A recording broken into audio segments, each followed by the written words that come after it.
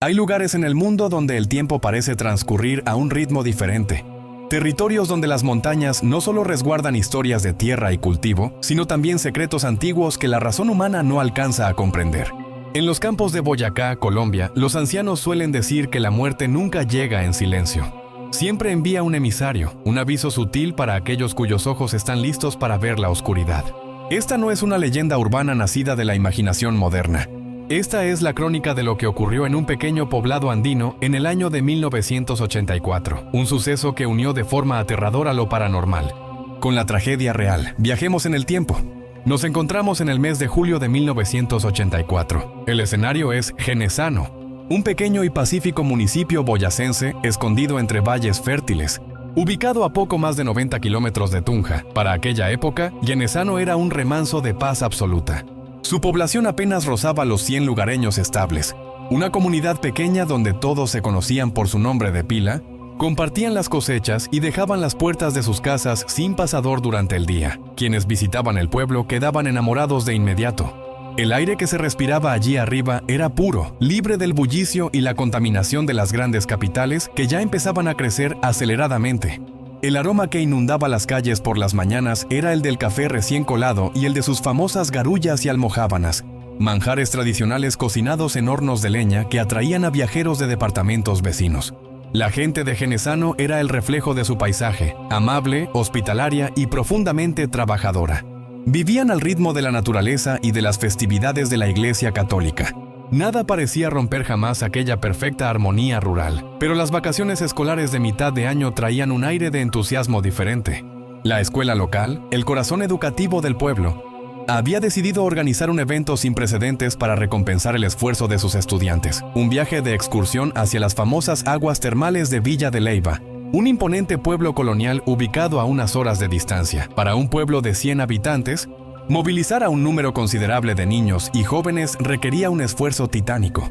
El director de la institución, un hombre respetado y meticuloso, sabía que la seguridad era la prioridad absoluta. No se podía dejar nada a la improvisación en las peligrosas carreteras de montaña de la época, conocidas por sus curvas cerradas y sus abismos cubiertos de niebla. Por ello, dispuso la contratación de 2 autobuses de línea y encomendó la compleja logística a un comité selecto de profesoras. Entre ellas destacaban 2 mujeres fundamentales para esta historia, la profesora Mary y la profesora Ruth. Ruth no era una docente común. Era conocida en toda la región por su carácter protector, su extrema atención al detalle y un sentido del deber que a menudo la llevaba a trabajar hasta altas horas de la noche con tal de garantizar que sus alumnos tuvieran lo mejor. Ella, sin saberlo, estaba a punto de convertirse en el nexo entre el mundo de los vivos y una fuerza de pura oscuridad. La fecha fijada para la reunión definitiva era un frío atardecer de mediados de julio. El punto de encuentro fue la casa de la profesora Mary, una hermosa propiedad ubicada justo a las afueras del casco urbano de Genesano. El lugar era idílico durante el día, rodeado de huertos, cultivos y pequeños árboles de manzanas que desprendían un aroma dulce con el viento. Sin embargo, al caer la noche, las distancias en el campo parecen duplicarse, y las sombras de las montañas se vuelven imponentes, envolviendo la casa en un aislamiento absoluto. Puntuales, a las 6 de la tarde, las docentes del comité fueron llegando una a una. La hospitalidad boyacense no se hizo esperar. Sobre la mesa de la sala crujían platos llenos de almojábanas calientes, pan recién horneado y humeantes tazas de café negro para combatir el frío calador de la noche andina. Las primeras horas transcurrieron entre risas, anécdotas escolares y un repaso minucioso de las listas de los estudiantes que viajarían al día siguiente en los 2 autobuses. ¿Quién se sentaría con quién? Los horarios de salida, los botiquines de primeros auxilios. Cada detalle logístico fue debatido con absoluta normalidad. Conforme avanzaba la noche, el ambiente se fue tornando más silencioso. Una a una, las profesoras que vivían en el centro del pueblo se despidieron para ir a descansar, conscientes de que el viaje exigiría madrugar bastante. A las 10:30 de la noche, solo quedaban en la casa la anfitriona, Mary, y la profesora Ruth. Ruth, fiel a su naturaleza perfeccionista, se negaba a marchar si quedaba un solo cabo suelto. Repasó 3 veces la asignación de los profesores por cada autobús y la logística de las paradas en la carretera hacia Villa de Leyva. El reloj de la pared marcó finalmente las 11 de la noche. Sabiendo que su familia la esperaba y que el cansancio empezaba a vencerla, Ruth ordenó sus papeles, los guardó en su bolso y anunció que era hora de partir. Se despidió con un cálido abrazo, agradeciendo a Mary por haber facilitado su hogar para la jornada de trabajo. Mary la acompañó hasta la entrada principal, una estructura imponente. Una puerta grande de madera maciza que separaba la calidez de la casa de la fría intemperie de la noche rural. Ruth cruzó el umbral y la puerta se cerró a sus espaldas, dejando caer el pesado pasador de hierro. Frente a ella se extendía un callejón de aproximadamente 15 metros de longitud. Un tramo de tierra y piedra rodeado por densa vegetación que conectaba la casa de Mary con la primera esquina iluminada del pueblo. Una vez cruzara esa esquina y girara a la izquierda, la luz de las farolas públicas la guiaría a salvo hasta su hogar. Ella comenzó a caminar. Pero no habían pasado ni 40 segundos desde que el pasador de la puerta cayó, cuando la tranquilidad de la noche se quebró de una forma espantosa. En el interior de la casa de Mary, la quietud fue destruida por una serie de golpes violentos, desesperados y brutales contra la madera de la entrada. No eran golpes normales. Era el sonido de alguien que intentaba derribar la estructura con su propio cuerpo, acompañado de una voz desgarradora, rota por el pánico, que suplicaba auxilio de rodillas.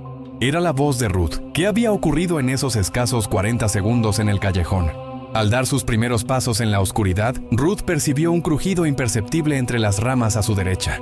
Un sonido sutil, como el de unas garras pisando la hojarasca de manera rítmica, paralela a sus pasos. Al voltear súbitamente, sus ojos se cruzaron con la silueta de un animal imponente, un perro de pelaje negro azabache, tan denso que parecía absorber la poca luz de la noche. Presa del miedo, Ruth apretó los dientes y aceleró el paso.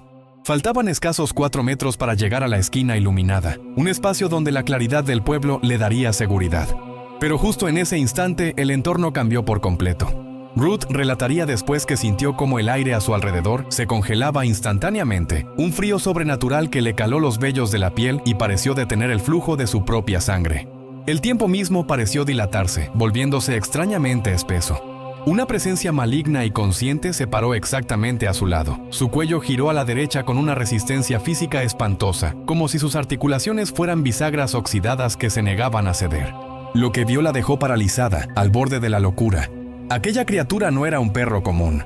El ser avanzaba en línea recta, pero sus extremidades se movían al revés, desencajadas, desafiando toda lógica anatómica. Mientras lo hacía, emitía un jadeo profundo y rítmico que no parecía el de un animal sediento, sino el susurro de un lenguaje antiguo, blasfemo y olvidado. Y lo peor de todo, el rostro del animal estaba deformado en una macabra sonrisa de dientes afilados, coronada por 2 ojos de un rojo vivo y ardiente, como si fueran 2 ventanas abiertas directamente hacia el mismísimo infierno. Fue el último recuerdo consciente de la profesora. Su mente, incapaz de procesar el horror absoluto de aquella manifestación demoníaca, colapsó en un mecanismo de defensa automático. Lo siguiente que supieron en la casa de Mary fue que, al retirar desesperadamente el pasador de la puerta, Ruth se desplomó hacia el interior de la vivienda. Cayó al suelo en posición fetal, apretando su cabeza con las manos y balanceándose frenéticamente mientras de su boca solo brotaban fragmentos desesperados del Padre Nuestro y otras plegarias de protección. Fuera, en la neblina del callejón, las linternas de los vecinos solo alcanzaron a iluminar la silueta de un gran animal negro, perdiéndose en el horizonte de la medianoche. El presagio ya estaba sembrado. El amanecer del día siguiente llegó cargado de esa rutina fría y húmeda tan típica de los campos boyacenses. A primera vista, la luz del sol parecía haber disipado las sombras de la noche anterior. El pueblo se despertó con el bullicio de los estudiantes que, ajenos por completo al horror que había vivido su profesora, se concentraban en la plaza principal frente a la escuela. El ambiente era de fiesta y expectativa. Para muchos de esos niños, este viaje representaba la primera vez que salían de los límites de Genesano para conocer las imponentes estructuras coloniales y las aguas termales de Villa de Leyva. Los 2 autobuses contratados se encontraban estacionados con los motores en marcha, listos para emprender el viaje a través de las sinuosas y peligrosas carreteras de la región. El director de la escuela, mostrando su liderazgo habitual, coordinaba el abordaje junto al resto del cuerpo docente. Increíblemente, entre ellos se encontraba la profesora Ruth. A pesar del colapso nervioso de la medianoche y del terror que aún entumecía sus músculos, su inquebrantable sentido del deber la impulsó a presentarse.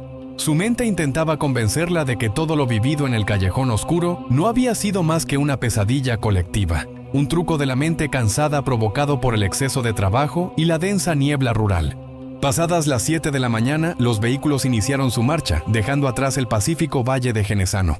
Nadie a bordo sospechaba que el destino ya estaba sellado. Las carreteras boyacenses de 1984 no perdonaban el más mínimo error. Eran vías estrechas, en su mayoría de tierra y piedra, flanqueadas por imponentes paredes de roca a un lado y abismos verticales al otro, donde la niebla podía reducir la visibilidad a cero en cuestión de segundos. Fue en uno de estos tramos críticos donde la fatalidad aguardaba.